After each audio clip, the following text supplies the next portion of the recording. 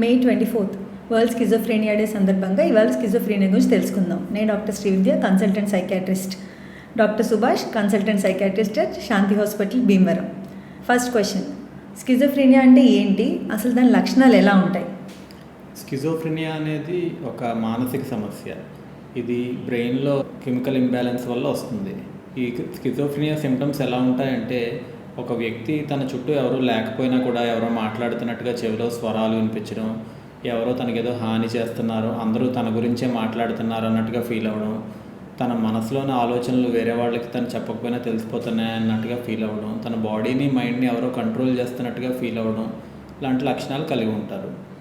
Okay, మనకి ఎలా కనిపిస్తారు పేషెంట్లు? మన దగ్గరికి ఎలా తీసుకొస్తారు?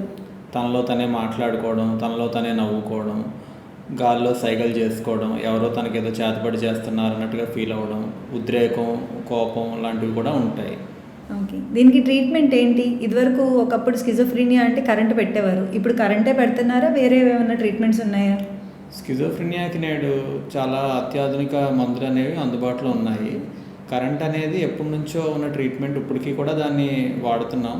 కానీ అది ఓన్లీ సివియర్ కేసెస్, అంటే మందులకి పూర్తిగా తగ్గని వాళ్ళకి, బాగా సూసైడల్ అటెంప్ట్స్ అవి చేసిన వాళ్ళకి, అగ్రెషన్, ఉద్రేకం అది బాగా ఎక్కువగా ఉన్న వాళ్ళకి ఈ సిటీ అనేది ఇవ్వడం జరుగుతుంది.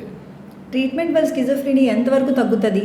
అన్నిటికన్నా ముఖ్యమైన విషయం ఏంటంటే, ట్రీట్మెంట్ అనేది ఎంత ఎర్లీగా స్టార్ట్ చేస్తే తగ్గడానికి అంత ఎక్కువ అవకాశం అనేది ఉంది. స్కిజోఫ్రీనియా రాకుండా ఉండడానికి మనం ఏ జాగ్రత్తలు తీసుకోవచ్చు?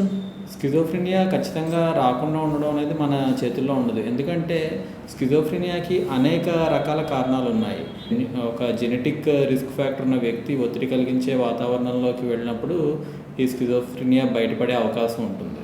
ఓకే, మా దగ్గర కొంతమంది గంజాయి తీసుకునే వాళ్ళు స్కిజోఫ్రీనియా ప్రాబ్లంతో వస్తున్నారు. గంజాయి వల్ల స్కిజోఫ్రీనియా పెరుగుతుందా?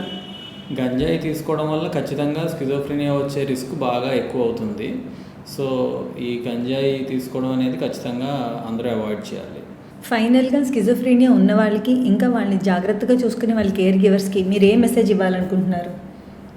నేను చెప్పేది ఏంటంటే, స్కిజోఫ్రెనియా అనేది ఒక బీపీ, షుగర్, పక్షవాతం, గుండెపోటు లాగా ఒక ఆరోగ్య సమస్య.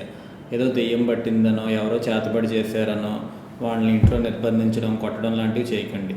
ఎందుకంటే మీరు ఎంత ఎర్లీగా హాస్పిటల్కి తీసుకొస్తే ఆ వ్యక్తి అంత త్వరగా రికవర్ అయ్యే అవకాశం అనేది ఉంటుంది. Okay, thank you. Thank you.